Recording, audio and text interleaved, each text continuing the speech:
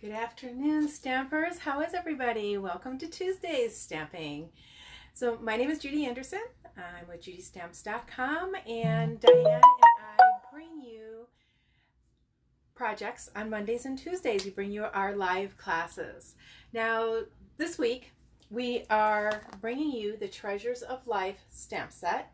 This is a stamp set that both of us are doing in our clubs, but we're doing different cards for you guys here. So that gives our club members 2 more cards that they can make besides what they're doing in the clubs this month. So this is a wonderful set. I know Diane was talking about grandparents because it does have verses about grandchildren. Grandchildren are the treasures of a long life. And, you know, and it talks about the joy of grandchildren is measured by the heart. But I see this as a new baby card, a Valentine's card. This image right here, I believe could be used for Valentine's Day. And she showed you this image yesterday, and I was actually going to use that image and show you how to make it into a girl. She did it by her paper piecing and the colors she used. When I do it, I actually add a little bit of hair behind her with my blends. So it looks, so this child can be a boy or a girl. And I was so happy that she showed that and the paper piecing technique. I'm doing something a little bit different today. I am using one of my favorite paper packs, and it's the In Good Taste Designer Series paper. And we're actually using this pattern here, which looks like someone knitted an Afghan or a sweater. I just thought that that would be appropriate for a baby card. So that's what we're doing today. I am combining it with the Swirly Frame stamp set. So let's get started. I'm going to switch you all around. Say hi as you come in.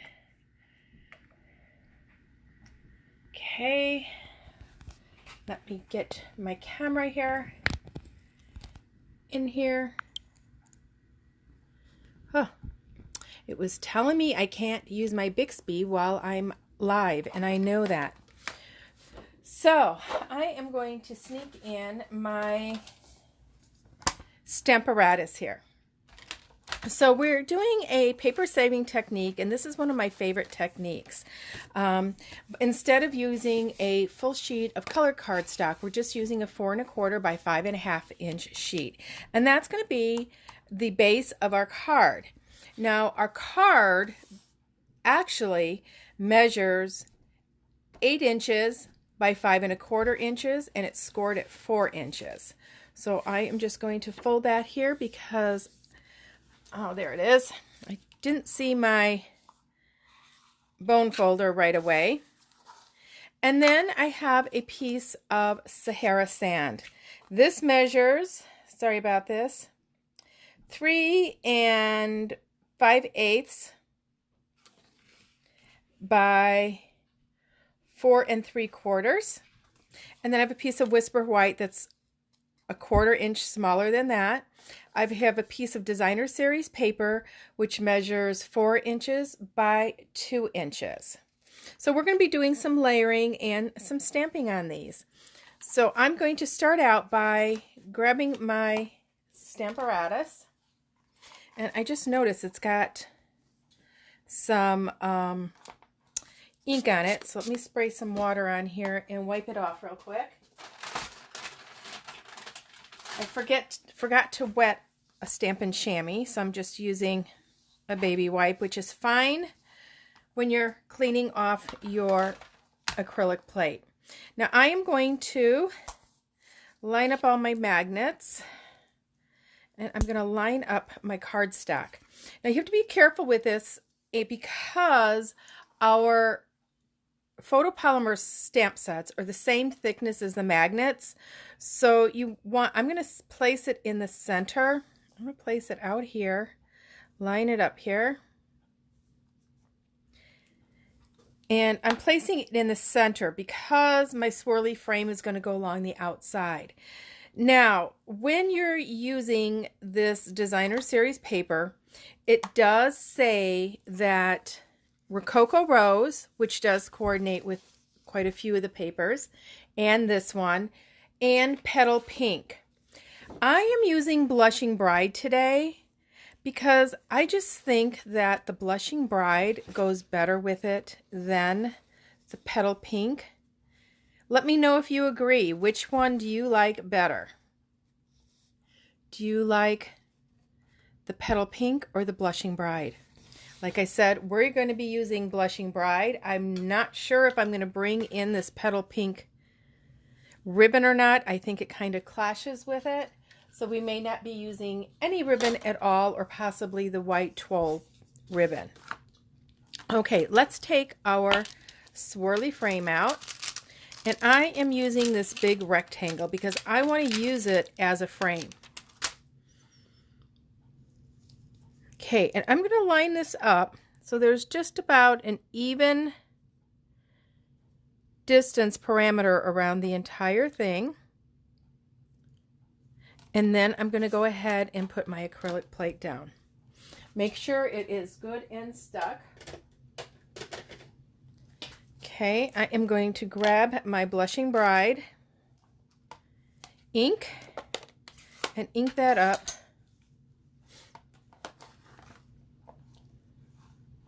Let's get that in here. So how are you guys doing? I hope you all had a wonderful Christmas. I've been hearing that everybody's Christmas was a little bit different than normal this year, and so was ours. We did go see my son and daughter-in-law and our 2 grandchildren. We didn't see our grandchildren in Georgia, but I did FaceTime with them. And our daughter's in Central Illinois. We didn't see her. We just pretty much stayed close to the people that we see normally so that we didn't take any chances. And then Christmas Day, we just stayed home, the 2 of us. But we always do that. We celebrate on Christmas Eve with my family. Okay, look at that frame. Don't you love it? Okay, now I'm going to move my magnet to the outside. Here, I'm going to put it down here. Just go ahead and leave it on there. I'm going to clean off this stamp, and then I'm going to grab my image. Now, the reason why I am doing it with the Stamparatus is just in case my image does not stamp dark enough. I can go over it a second time. Now, we can do our layout. I love this baby image with this mother or grandmother, depending on how you color her hair. I could color it gray, and then it would be me. I thought of taking some flowers and doing a cascade around here, and I think for a baby shower card, that would be awesome. And I am going to use the congratulations. Oops. You grab it here. The oops. Wrong one. Congratulations in your newest little treasure. And I'm going to be placing it down here. Now I can stamp both of these at the same time because they both fit within this frame. And now you could alter this mother so she's leaning just a little bit this way. You could try making her a little bit straighter. I want her just leaning just a little bit. Okay. Now I'm going to take Sahara Sand ink and ink these images up. And I'm going to show you how you can just simply stamp this image on here. And this would be a-okay just like this. You would not have to color. And I forgot to take my foam mat out, so I hope I didn't get any extra ink on there. I didn't. Look at that. How gorgeous that is, just like that. You could choose to color the grandma's shirt only, or her hair. You could add her hair to it. You could do the baby's face and the grandma's hand or the mother's hand. I am going to choose to just leave it as it is, but I am going to take my blender pen and I'm just going to blend just these lines just a little bit, and it's very, very subtle. You're going to hardly see it on camera. That's how subtle it is. I just want to blend out these shadows just a little bit. Once again, you don't have to do this. it's just, I thought, well, you know, why not? And maybe just around the hair just a little bit, just to soften those lines. Now you can really tell right in there, more so than these lines. But they are blended out just a little bit. And that's all I'm going to do to it, because I just think the simplicity of this card makes it an elegant card. So let's start putting this all together. Okay, we're going to take our card base and we are going to adhere that to the actual base. Now, by doing your cardstock 4 1/4 by 5 1/2, it's going to give the appearance that the card is the Blushing Bride and the white is just a layer, when actually the white is your card. Okay, so we have that. I'm going to add my Designer Series paper. Like I said, I love this Designer Series paper. I've been designing my January class in the mail, the Always in My Heart stamp set, and I am using this paper pack. So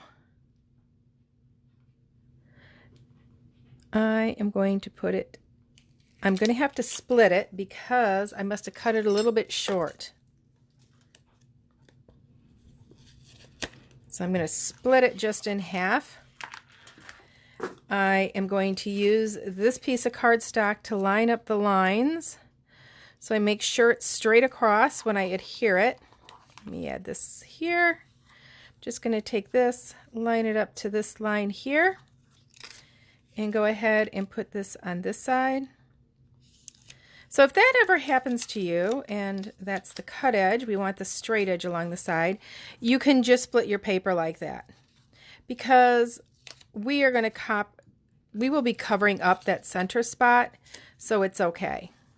Let's add this one here, making sure that they line up across. I just love this Designer Series paper. I wish I could cuddle up in this blanket. Okay, we have our Sahara Sand.